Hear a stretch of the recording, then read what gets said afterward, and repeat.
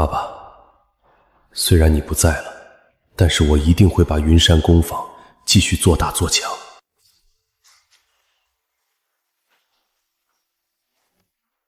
卫东，账没说清，这牌今天不能先结。沈叔，今天是我爸的追忆和工坊复工，你非要现在提这些吗？我知道今天日子特殊，可大家的补贴少了，不能因为场面好看就不提。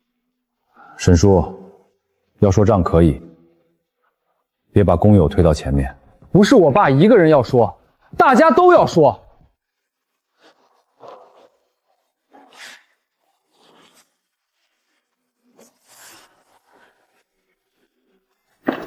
别撕，撕了，大家只会觉得我们怕看。哥，他们这是要你当众低头。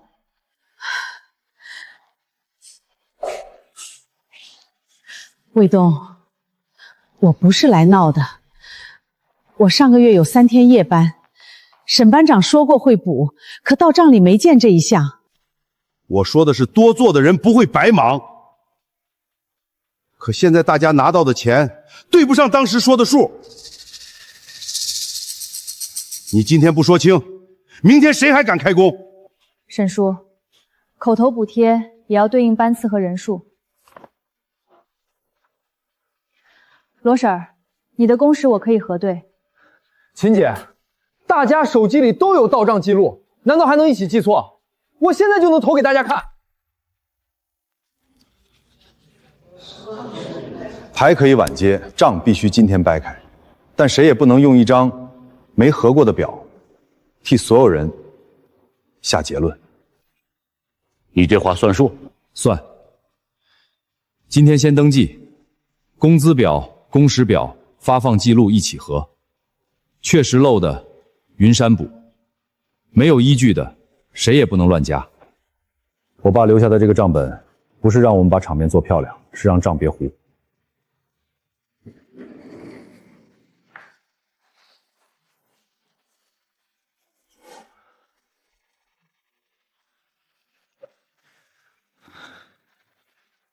不用一项项写这么慢，我这里有正式工资表，大家自己看。沈凯，文件来源先说清楚。来源很清楚，上面写的数和大家到账的数差得明明白白。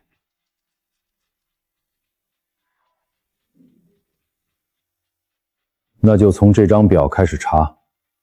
卫东哥，表就在这儿，不是谁情绪上头，是数字对不上。大家别乱说话，按自己的到账记录看，有差多少就说多少。你们早就准备好了，偏偏等到今天拿出来。晚堂，先让他们说。今天怕的不是有人提问题，是没人敢把问题摊开。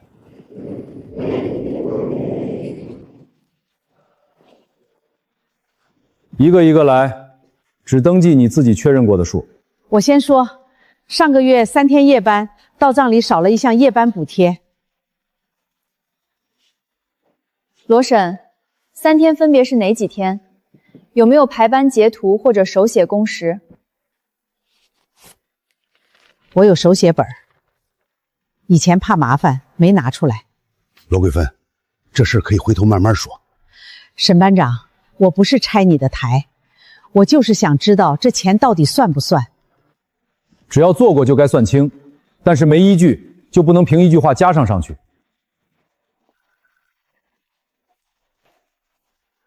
沈凯，这个文件从哪里导出来的？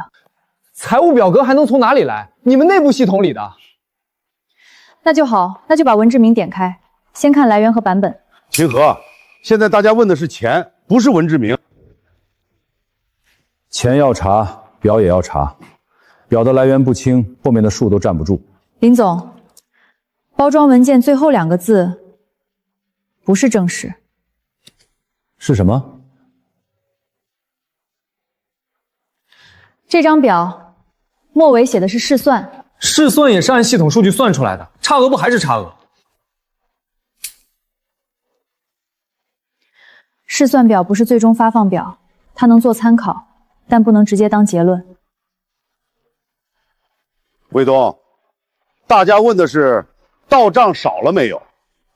你现在抓着2个字儿，是不是想把事情拖过去？沈叔，刚才是你们说这叫正式工资表。晚堂，别抢话。钱的问题继续登记，表的来源也要查，2个都查，谁也别跳过去。我先封存这份文件，之后核对正式发放表、工时表和到账记录。封存？秦姐，你这话说的像我做了什么见不得人的事儿。封存不是定谁错，是防止今天说过的话明天变样。我同意，我的夜班也照这个办法核，别只听谁嘴上说。今天先收诉求，明天上午核第一批。真实漏的，我当场认；没依据的，也不能拿我爸的名义压我认。把账本抱去办公室。今天这本账也该翻开了。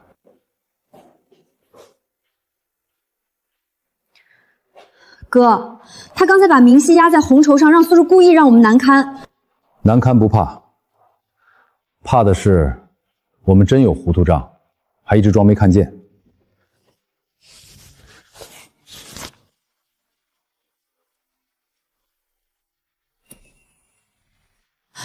哥，签收人是沈明远。原来爸早就替他记过一笔。李金虎、王秋生、赵玉田、范明远。哥，他刚才把明细压在红绸上，让所有人看我们难堪。现在这张单子拿出去，他一句话都说不出来。拿出去之后呢？让大家知道，他不是来讨公道，是来借题发挥。这张单子能证明他欠过工坊周转款，不能证明今天工友的夜班补贴有没有少。前庭登记暂时稳住了，罗贵妃那组有4个人都提到夜班，另外还有2次临时调班没签2次确认。那沈明远这张单子呢？就这样放着？先封存，等工资核完，如果他用亲戚身份影响流程，再按制度处理。我们要赢，也得赢在账上。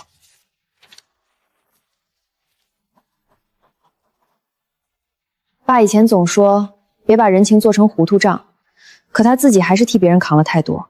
所以从今天开始，不让谁再靠人情绕过去。卫东，问题可能不是全员工资少发，差额集中在2项，而且都经过同一个班组口径。沈明远的班组。对。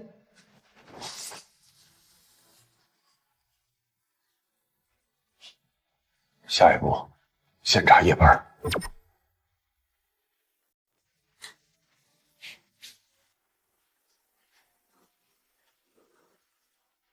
是，进来说，夜班怎么记的？今天摊开核。这是我自己记的，不算正式表，可我每天干到几点，心里得有个底儿。手写本只能参考，工坊算钱，不能谁拿一本小本就认一本。刚才那张试算表贴出来的时候，你可没说只能参考。晚堂，让账说话。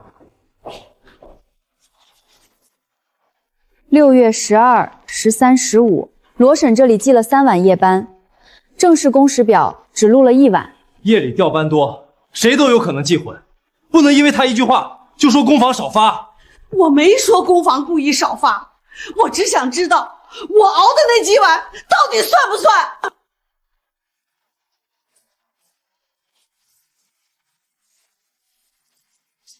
6月12号，2号烘房到凌晨1点20才降温，批次号和罗婶小本一致。那晚谁安排调班？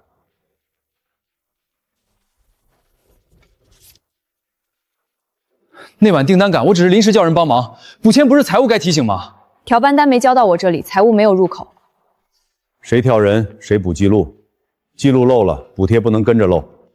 所以我那一晚是真的漏了。 6月12号陷入真实漏记，明早核金额。13号和15号继续对设备记录，不凭情绪，也不凭猜测。还有一张调班单，签的是沈明远。沈叔，这张是你签的？是我签的。那晚烘房和分装线都缺人，我让2个人过去顶一下，没想过补贴会漏。我们不是不肯顶，可顶了夜班，表上只剩白天工时，心里就没底儿。问题就在这里，你这张表把夜班补贴按最高档全算了一遍，连没有夜班记录的人也加了。那我到底是少了还是没少？你少了6月12号这晚该补夜班，但沈凯表上的数比真实恰额多。我按大家口头说的算，有出入很正常。出入可以解释，放大不能装作正常。你把试算表当正式表给大家看，才让所有人以为自己都被少算。小凯，这表到底怎么做的？我就是帮你们整理一下。整理前你问过正式规则吗？核过工时记录吗？你们现在都冲我来！罗婶这晚不是确实漏了吗？真实漏记我们认，试算放大我们不认。2件事分开写，谁也别拿一件真事搁住另一件错事。这样写我听得明白。漏的就补，错的就改。那就先说清楚，这张试算表是谁做的？不是我做的，是小凯帮我整理的。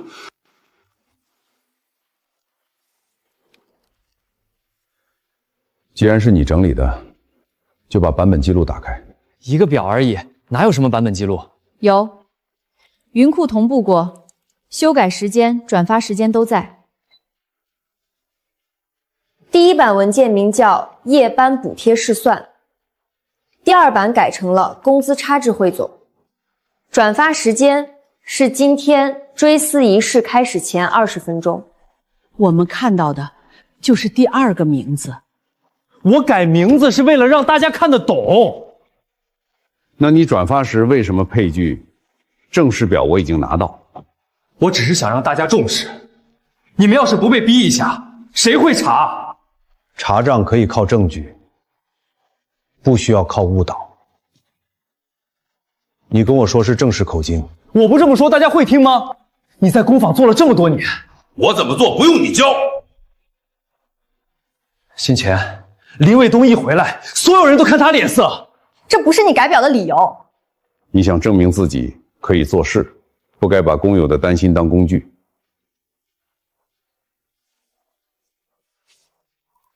云山今天还能稳住人吗？许老板是谁？普通客户。普通客户为什么知道我们今天在查人心稳不稳？林总，收货区那车山货测了3遍，含净率都偏高，分装线已经等着开工了。账先封住，货先看清，2件事都不能糊。抽检3点，含水率都超限。按流程，不能直接入库。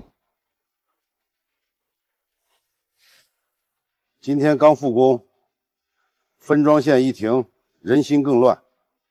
先收下，分开摊量，别把供应商得罪了。哥，线上店今晚还有预告。这就是我说的，事儿不能只按纸面。货退了，今天更难收场。是底线。达标部分复检入库，不达标部分单独封存，先不进生产。林总，这车货我一早送来，沈凯昨天看过照片，说可以按这量备料。我只是确认数量，没说质量一定过。有昨天确认记录吗？有聊天记录，还有他让我提前装车的语音。数量你确认过，质量单呢？应该在售后资料里。原始检测单没有。林总，这货全退，我今天就亏大了。你们昨天说能要，我才连夜装的车。现在不是追谁的单子，先把货处理了再说。处理可以，不能混进合格货里。给我10分钟。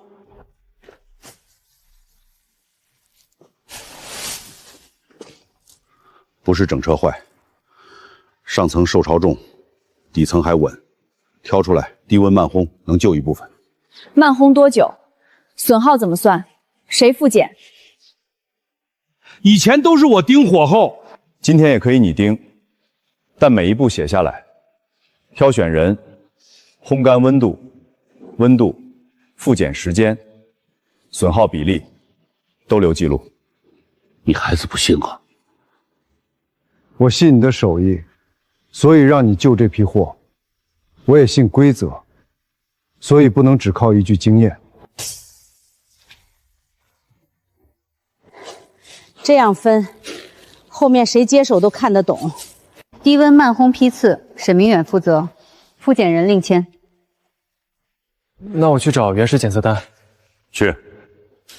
找不到，就把收货面录从头补齐。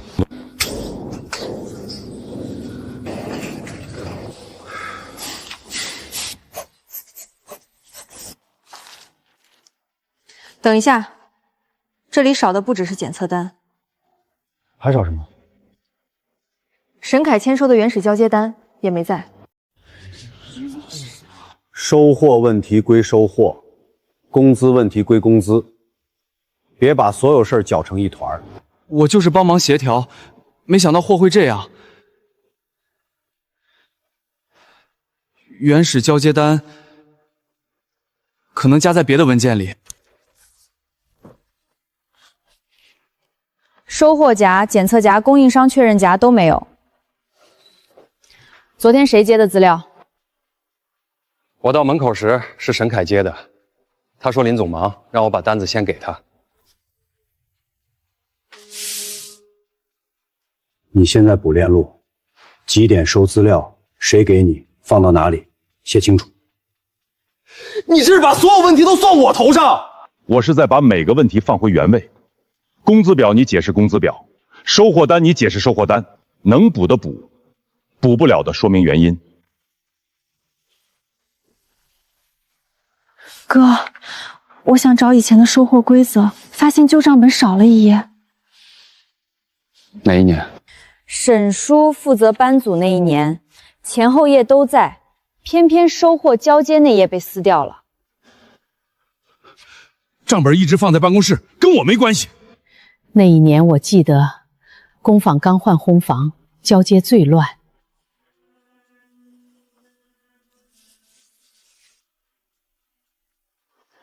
新单子少了，旧账本也少了，两条线可能从同一个漏洞开始。那就从缺页前后一页查。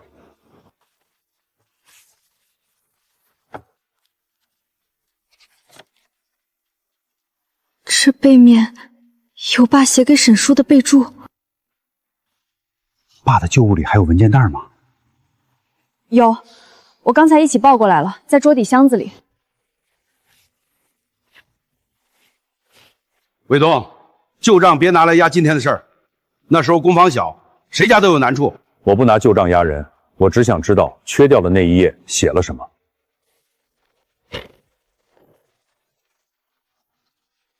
找到了，是缺页复印件。那年沈叔家里确实难，林叔没跟外人说过。我后来都补上了。复印件上写着已补到第3期，后面还有带盒。哥，这不就能说明他一直绕账吗？不能这么说，他只能说明当年父亲给过他周转，也留了合账口。今天的工资和收获还要按今天的证据查。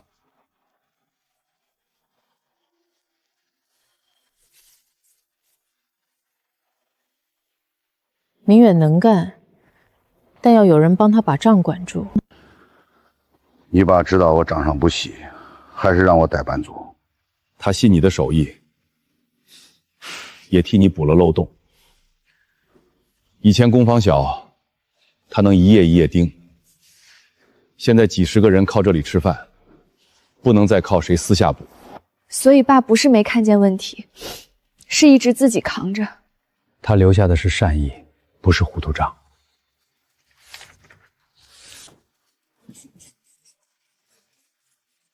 这样分开写，谁的问题都清楚，也不伤没做错的人。听着像给我留面子。不是留面子，是留证据。证据清楚，才不会把你一辈子的手艺和一时的糊涂混在一起。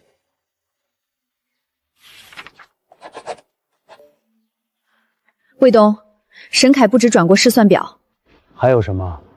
工坊上月给客户的报价单，被他转发到一个外部联系人，备注是许仲林。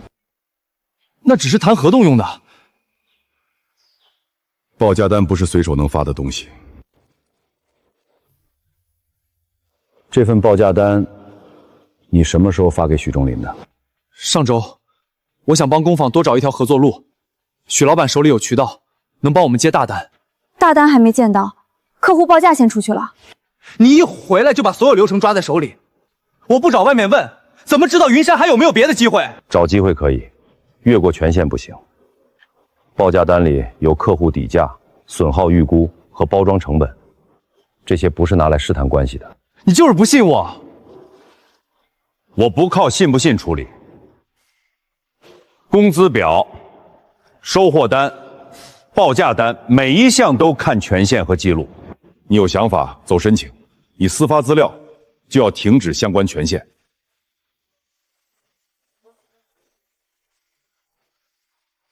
从现在起，客户报价、供应商、工资表3类文件，只保留指定账号可见。已经外发的报价单要登记去向和影响。这个我懂，谁能看，谁不能看，得写清楚。说到底，你就是要把我踢出去。我是在把门槛立起来，能按规则做事的人留下，绕规则的人先停手。爸，林卫东这是要把我们父子赶出去。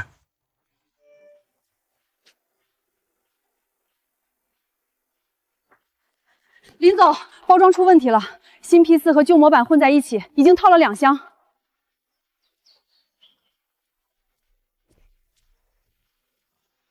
先停包装线，已套袋的全部单独发。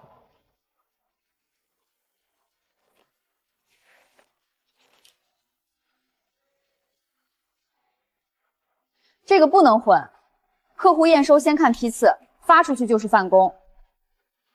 才2箱，拆了重套就是，别把动静闹大。动静不大，后果可能很大。错版先贴红标，未用包装重新清点。包装供应商那边一直是晚堂对接，怎么又看我？我查原文件。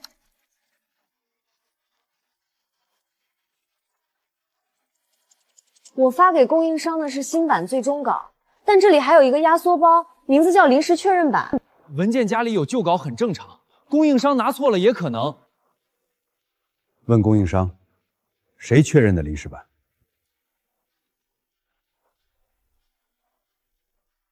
供应商说，改版确认不是我发的。是谁？来自沈凯另一个工作账号。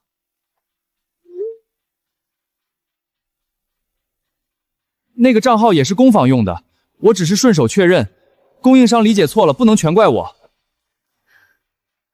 我现在不跟你吵谁怪谁。你负责包装线，把能救的先救出来。好。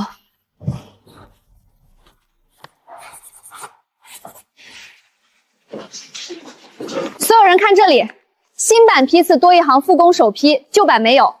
先按这个分，错版进红框，未套袋进蓝框，已经套好的单独拆检。我带2个人分错版。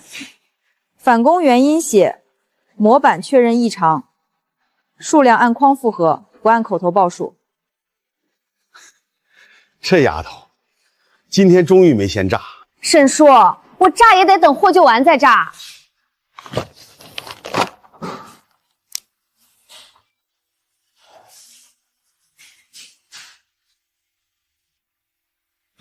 拆下来的旧袋不要扔，压平放回红标区。客户问，我们能说明错在哪儿，改到哪一步？你这是把错摆给客户看，遮住错，客户只会看到更大的错。如果现在开始拆检，今晚能出1半合格包，先保能出货的，不能赶的别硬赶。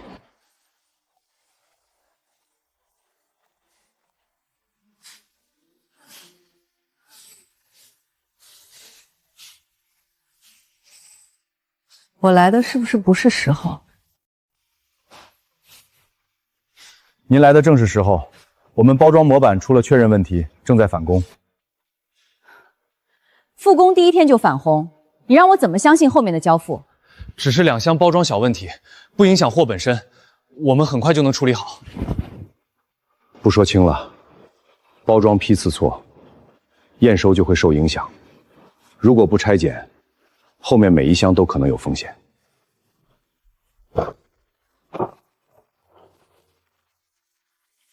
这是错版来源，这是我们确认的新版，这是已返工数量。现在红框是错版，蓝框是未套袋，白标区是复检合格，每一框都有责任人和复检时间。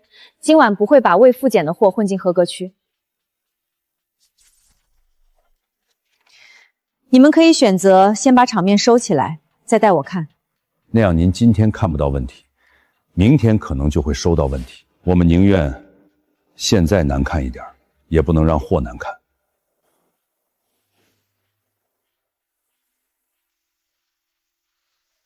返工标准谁定？复检谁签？包装线由晚度负责，复检由秦河和另一名包装工友双签。沈叔负责慢烘那批，不能同时签包装复检。我不越线，你把我排除在外。在错版原因查清前，你暂时不碰包装确认和客户资料。我只给1次机会，明天上午我要看到完整返工清单、复检记录和可交付数量。明天上午10点前给您。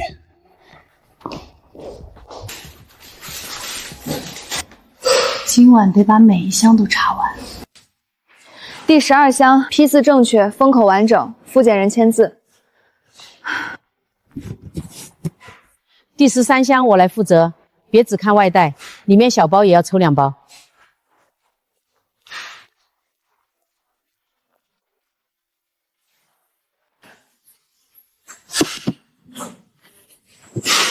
这里没签，不能进合格区。昨晚说过了，少一格都得补。低温慢烘这批也复检完了，损耗比例我写在后面，没混进包装复检。辛苦沈叔，慢烘这批另贴黄标。客户问起来，按黄标记录说明。以前我嫌这些麻烦，现在看，麻烦是给后面省麻烦。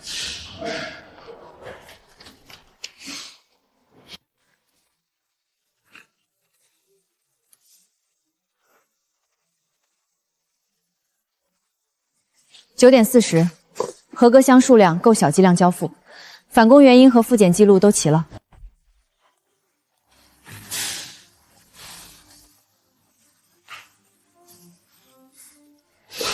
昨晚错版的2箱，拆检人、负责人、复检时间都有，慢烘货为什么黄标？原料含水率偏高，沈明远负责低温慢烘，复检合格后单独标记，不和常规批次混发。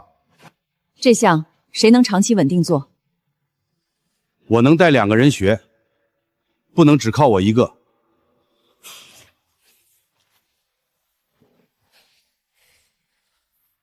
货我看到了，记录也看到了，可我还要看一件事儿。您说，你们今天内部出了这么多事儿，员工还能稳住？稳不稳，不靠我一句保证。您可以看他们怎么问，也看我们怎么答。许老板那边发了计件价，比我们这边高。这时候发这个，摆明了是趁乱。别先定性，把条件看清楚。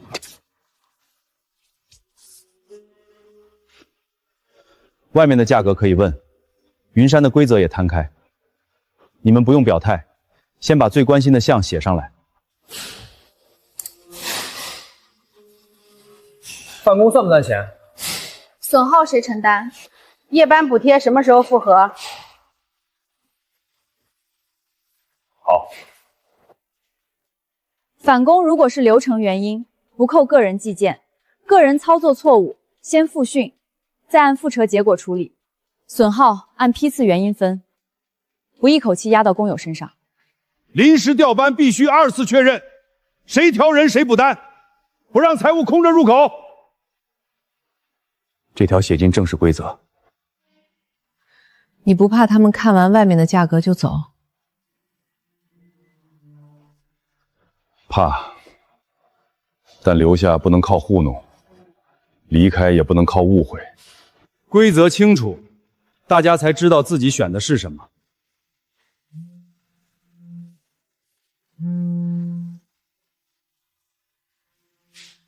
他单独找我了。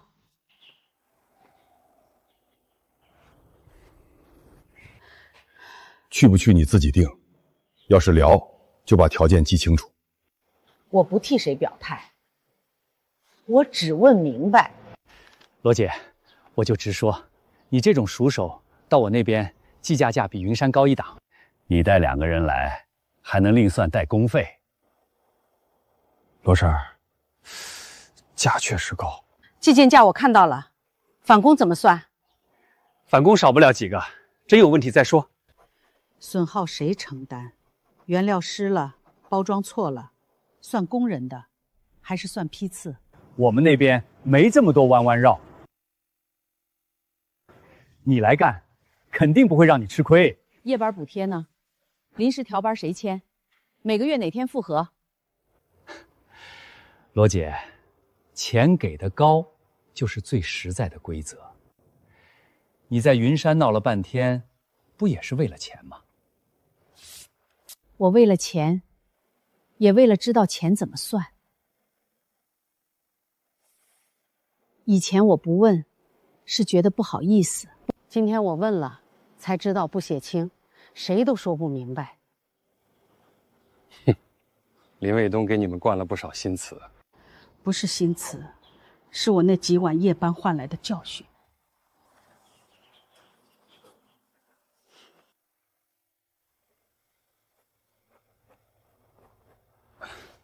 罗婶儿，那我也先不急。机会不是天天有。不清楚的高价，我怕拿不稳。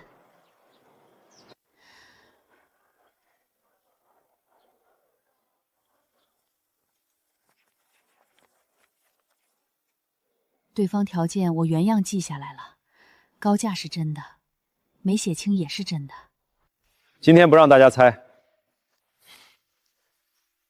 外面的条件放这儿，云山的规则也放这儿，你们可以直接问。如果包装返工是模板错，不是我们手慢，计件怎么算？没错，模板错误，责任在我。流程原因造成的返工，不扣个人计件。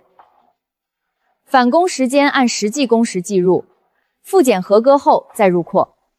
损耗如果是原料湿，不能算到分间头上吧？按批次原因分，原料问题走收货记录，操作问题走复训记录，不混着算。临时调班也得补一条，谁临时调人，谁当天补单。夜班跨到0点后，要写清开始和结束时间，不能只记1天。还要写谁确认？昨天就是没人2次确认，才漏了。临时调班、调人方、被调方2次确认3项齐才入表。包装这边也一样，原文版、确认、账号、返工数量3项齐才算完成。我看完了。还有哪里需要补？你们的货还有风险，团队也还在磨合，但至少我看见问题是摊开的，不是藏起来的。我可以给云山一次小批量试单，3种规格，2种包装，附完整复核记录。我们接。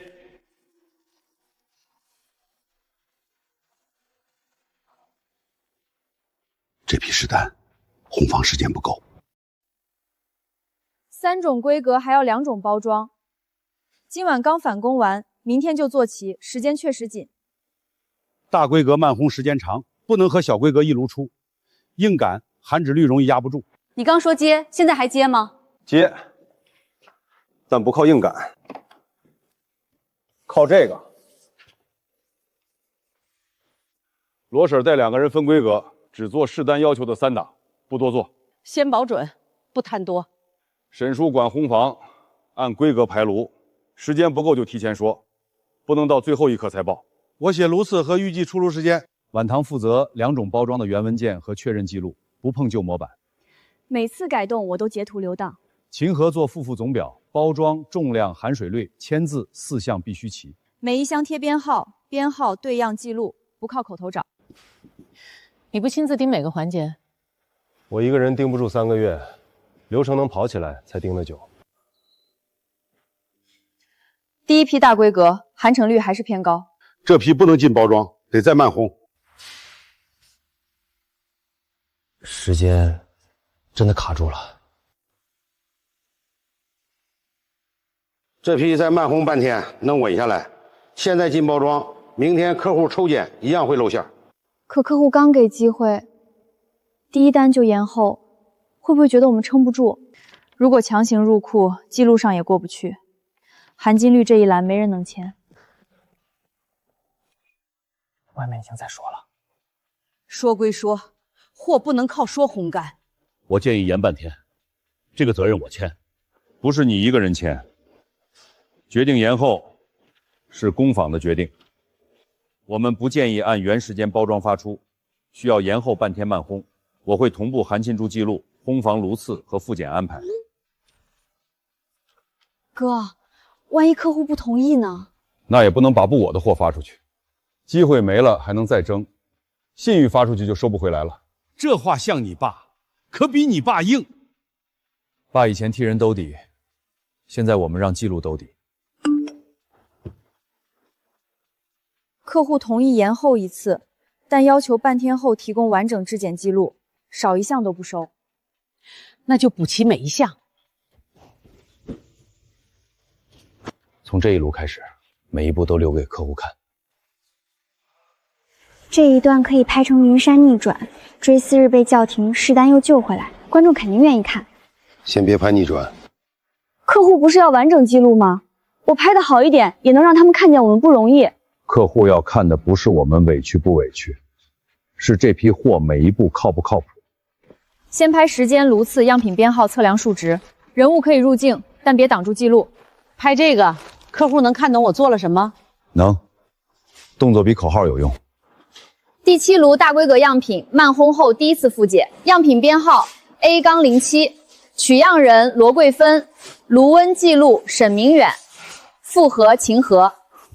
别把我拍得太近。放心，拍手不拍脸。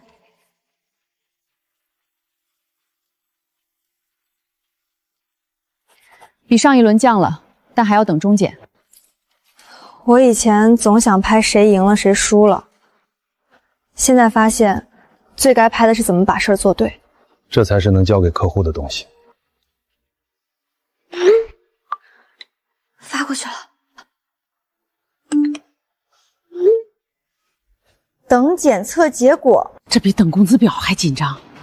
货没问题，心也悬着。 合格。小批量试单继续推进，但正式合作前，云山需要连续3个月提供公开复核记录。工资复核、质检复核、返工复核都要固定格式。获合格只是第一步，我们要看你们能不能连续稳定，而不是今天临时撑起来。明白。我们按月提交，也把工坊内部公开口径同步给您。3个月公开记录，那我是不是3个月都不能碰客户资料，不能碰包装确认？ 在错版、报价单、试算表都没核清前，你先停相关权限。你说的好听，是停权限，其实就是把我踢出局。小凯，先把事儿说清。爸，你也觉得是我一个人的错？从追思日到现在，所有人都站到他那边了。不是站谁，是站记录。记录，你只看对你有利的记录。许仲林给我的客户沟通记录，你敢不敢看？拿出来，客户报价试算表，今天一条一条对。好，你别后悔。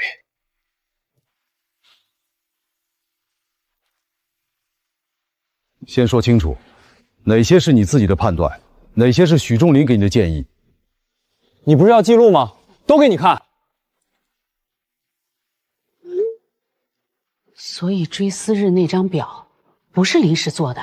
我只是想让问题被看见。这里，许仲林让你把夜班补贴试算改成工资差额汇总，时间在你转发公有图前分钟，还让你配正时表，我已经拿到。可补贴混乱是真的，罗婶夜班漏记也是真的。所以我们认漏记，也要查误导，真问题不该被人拿来当工具。你为什么不跟我说这些？我说了你会听吗？你只会让我忍，让我等。林卫东一回来，所有人都觉得他才是能管事儿的人。你想证明自己，就该把事情做准，不是把人心搅乱。这是什么？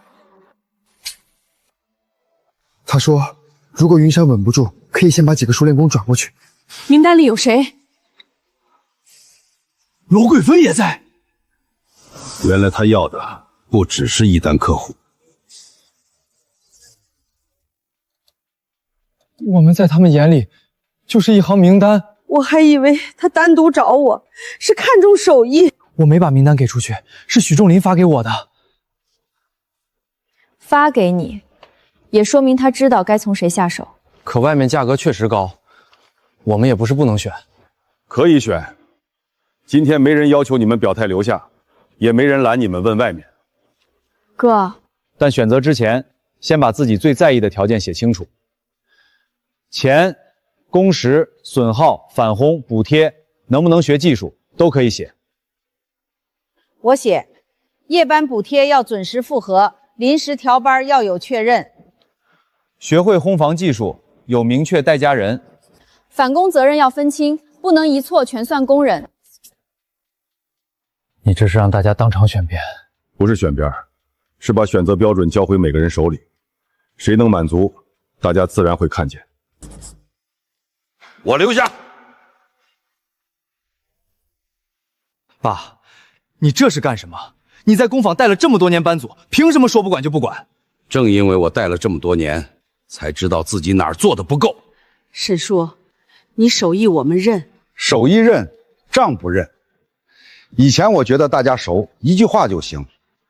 谁夜班多顶一会儿，谁家里有事提前支一点，我记在心里，以为那就是管好了。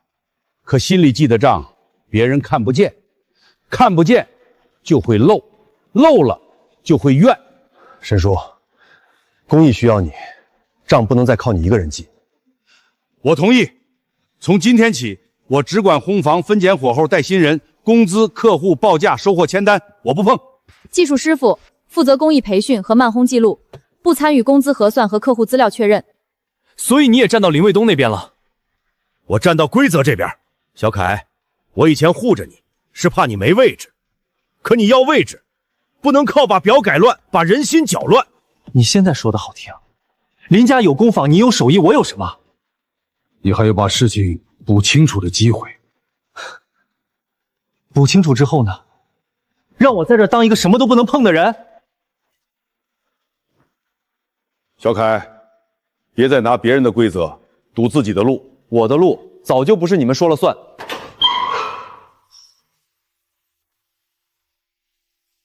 哥，许仲林这个名字，爸以前拒绝过。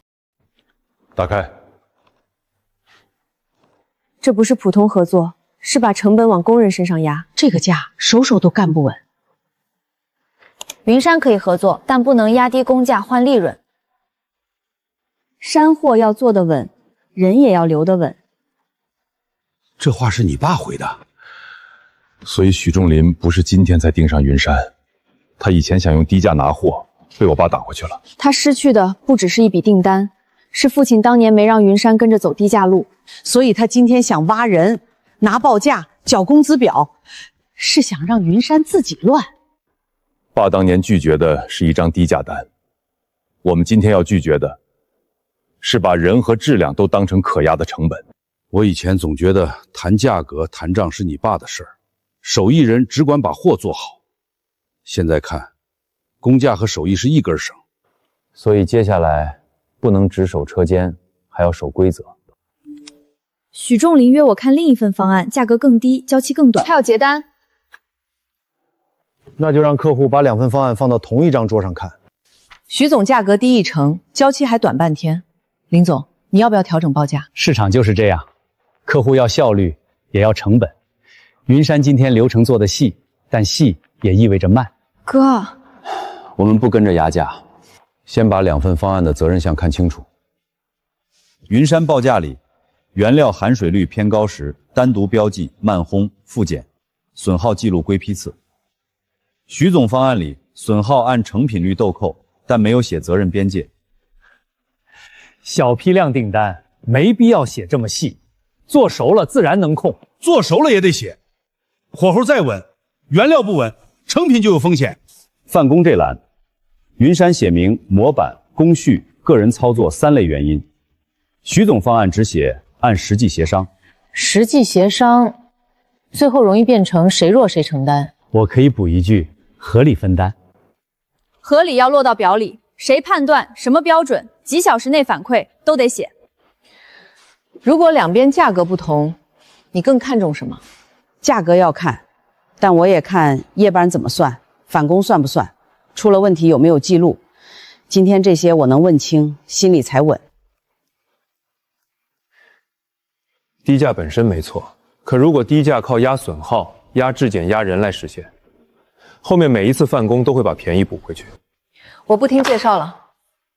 您的意思是？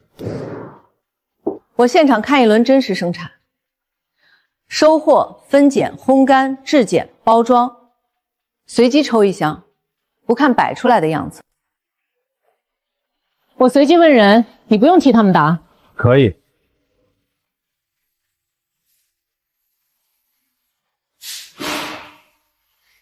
这批如果偏高，谁决定进不进烘房？先看抽检数值，超限就贴待复检。沈师傅判断能不能慢烘，秦河这边记录损耗和复检时间。我随便抽一箱，你能说清来源吗？能。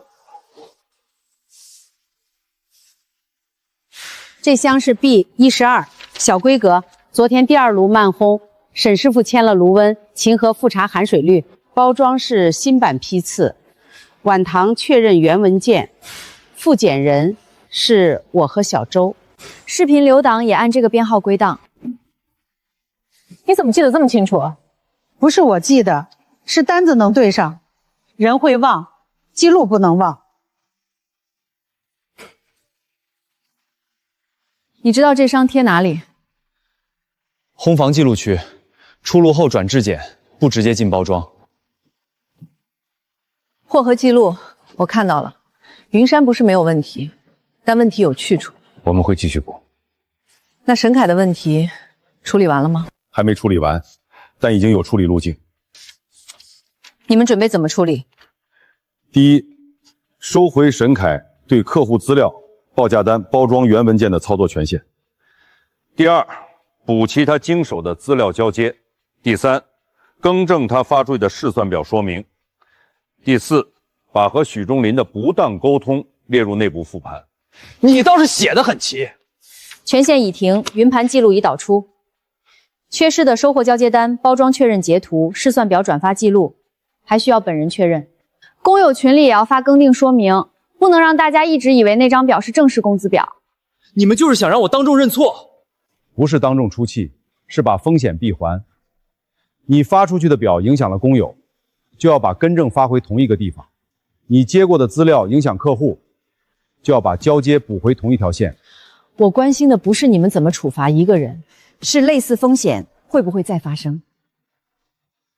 所以这不是处罚单，是交接单。签完后，相关岗位权限和负责人都会重新指定。也就是说，以后谁经手，谁留痕。对，不是靠谁保证自己没问题。我不签。小凯，我只是想赢你一次，怎么就成了什么都要交出去的人？你想赢什么？赢一次你们林家。小时候我爸在工坊忙到半夜，别人叫他沈师傅，可真正说了算的永远是林家人。小凯，那不是这么算的。怎么不算？你替林叔守烘房，替他们带帮组，家里有事还要开口借周转。可林卫东一回来，所有人都觉得他才该接工坊。我哥回来之前，工坊也不是没人管。对，都是你们的人管。那我呢？我做表、接客户、跑供应商，出了事就是我越权，做成了也只是帮忙。你可以要岗位，要机会，要证明自己，但你不能把试算表说成正式表，不能把客户资料发给外人，也不能让工友成一张可转走名单。我知道许忠林不全是好心，可他说的对，不逼你，你不会低头。你想让我低头，结果让罗婶怀疑夜班，让客户怀疑交付，让你爸替你难堪，这个赢，谁受得住？我以前总想着护你，怕你被看清，今天才明白，真护你，不是替你挡后果。错了，就先把尾巴收干净。你想重新站起来，也得从这张单子开始。签完，我还能留在云山吗？先把该交的交完，再谈你能从哪里重新开始。第一项，客户资料权限交接，对应账号已冻结，历史下载记录在这里。你确认最后一次外发报价单的时间。确认。第二项，包装原文件交接，以后供应商确认不走你的账号。确认。一项一项来，别躲。第三项，试算表更正。工友群里要说清楚，哪些是真漏，哪些是你放大了。罗婶儿，对不起，你的夜班是真的，我不该拿这个去带大家情绪。说清楚就行，别再让别人拿我们的工时做文章。我可以确认试单后的正式合作意向。真的啊？但有条件。今天你们跑起来的制度要写进合同附件，工资复核、质检留档、返工责任、客户抽查都要有明确口径。可以。不是给我看漂亮文件，是以后真按这个执行。那就让执行这些规则的人一起看附件。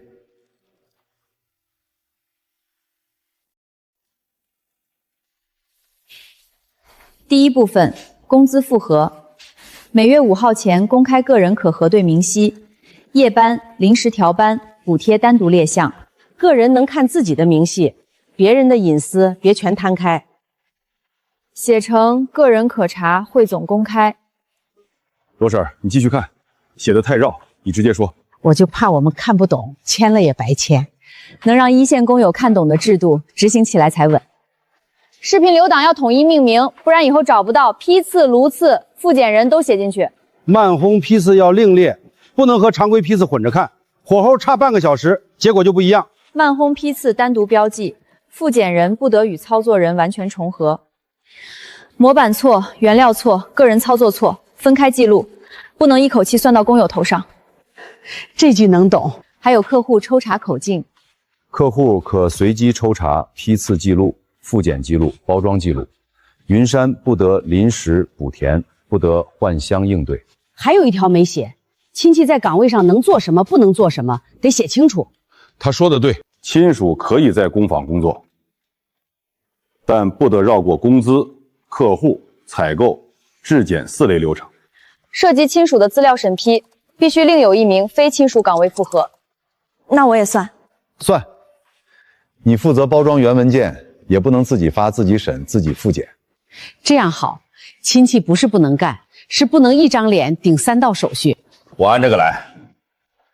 以后我是技术师傅，只带火候、分拣、新人培训、工资表、客户资料、采购单，我不碰。那我呢？你先停客户和资料岗位，后面如果还想留，从基础岗位和复训开始。合同附件我带回去。正式合作，我等你们第1月复核记录。云山会按这个执行。哥，今天还能接牌吗？不办仪式了，就把账本放进去，让工坊重新开工。哥，封底还有字儿。魏董，别怕人情散，怕的是账不清。爸早就知道，光靠人情撑不远。你爸也早知道我这人手艺可以，账上不行。现在好了，账在墙上，人也不用猜。第1个月从今天开始记，这次拍账本墙，拍大家签字。爸，我先去分拣岗报道。云山以后不靠谁一个人兜底，谁做事谁留痕，谁出错谁补齐，谁有本事就在岗位上站住。